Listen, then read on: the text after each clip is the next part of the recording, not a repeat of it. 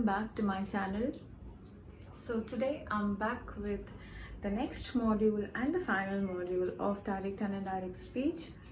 In this module we are going to discuss about the types of questions and types of sentences where you use exclamatory mark, where there are requests, commands.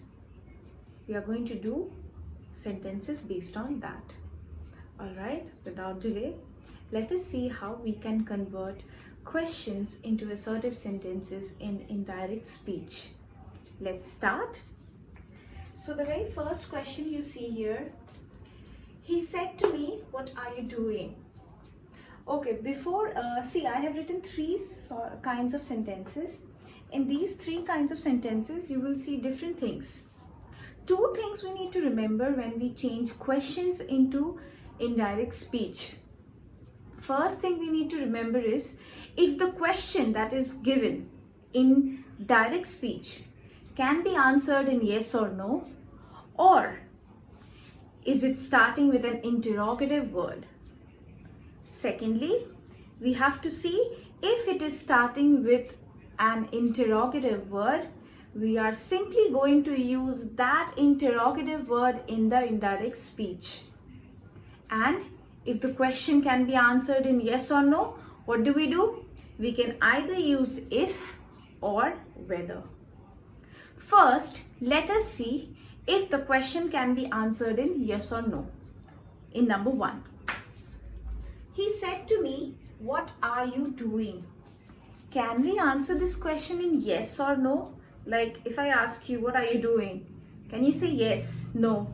Of course not. You cannot say that. You have to give me answer in a full sentence. So we know that now we cannot use if or whether. What do then? We directly pick up the question word, the interrogative word in the indirect speech.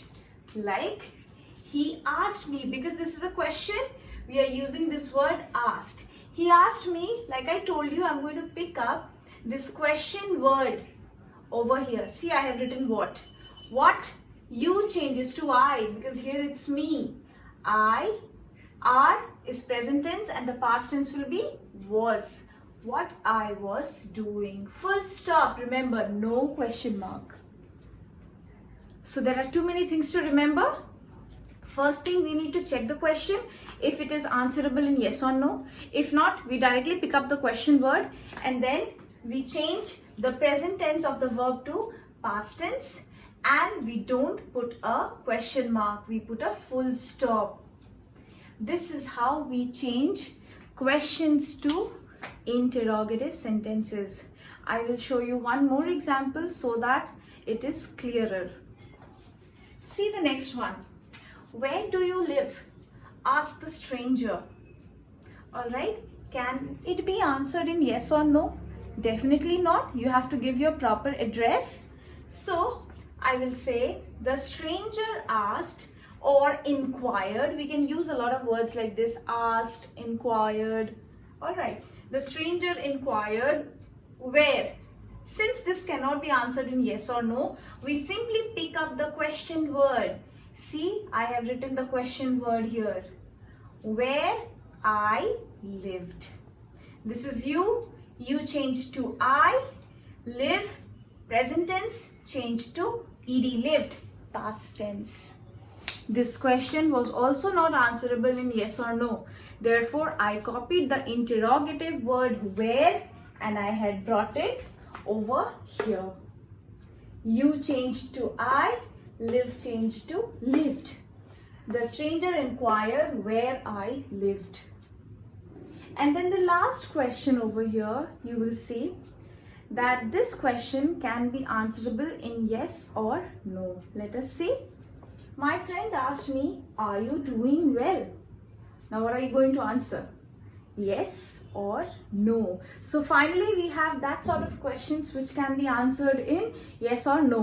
And I had told you, if that can be answered in yes or no, you are either going to use if or you are going to use whether. And where are you going to use either of these two things? Just after the reported verb. My friend asked, I simply copied it. My friend asked me, alright. Whether, just after the reported verb, I am using whether, alright. Whether I was doing well. Are you doing well?